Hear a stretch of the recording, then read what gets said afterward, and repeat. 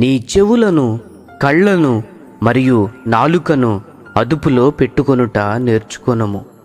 మన శరీర అవయవములను అదుపులో పెట్టుకొనుట గురించి క్రొత్త నిబంధనలో చెప్పబడింది. ఆత్మశక్తి చేత శరీర క్రియలను చంపని ఎడల దేవుని జీవాన్ని సమృద్ధిగా అనుభవించలేమని రోమాపత్రిక 8వ అధ్యాయము 13వ వచనములో పౌలు చెప్పుచున్నాడు.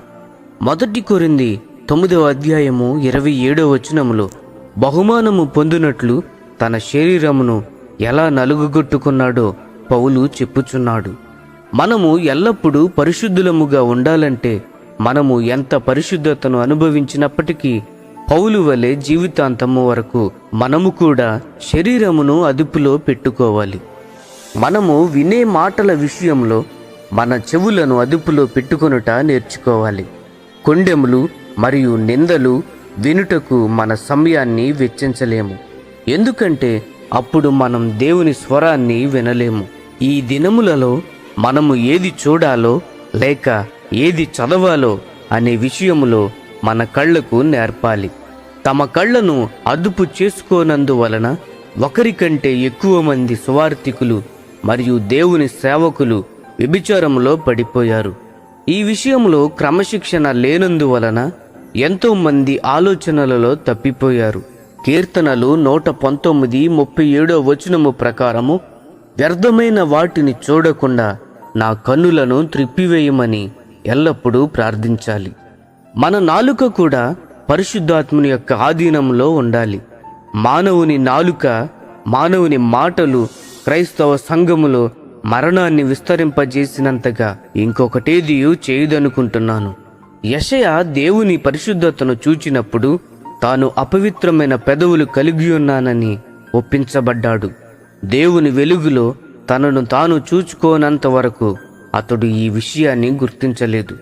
ఇర్మియా 15వ అధ్యాయము 19వ వచనంలో, ఏవి నీచములో ఏవి ఘనములో నీవు గుర్తుపట్టిన ఎడల నీవు నా నోటి వలె ఉందువని దేవుడు ఇర్మియాతో చెప్పారు.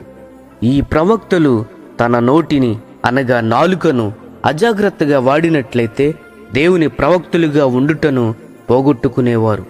వారు అజాగ్రత్తగా మాట్లాడుటను, వ్యర్థమైన మాటలను, కొండెములను, నిందలు మోపుటను, విమర్శించుటను విసర్జించారు. లేనట్లయితే వారు వారి పరిచర్యను పోగొట్టుకునేవారు. ఈనాడు అనేక మంది ప్రవక్తలు లేకపోవటానికి ఇది ఒక కారణము కావచ్చును. మన పెదవుల మీద దేవుడు తన వాక్యాన్ని ఉంచినట్లయితే ఆయన సేవకు మాత్రమే వాడబడినట్లు పెదవుల ద్వారా మాట్లాడుట విషయంలో జాగ్రత్త పడాలి. మన శరీర అవయవాలను ఒకరోజు దేవుని కొరకు మరియు మరొక రోజు మన ఇష్ట ప్రకారము వాడలేము.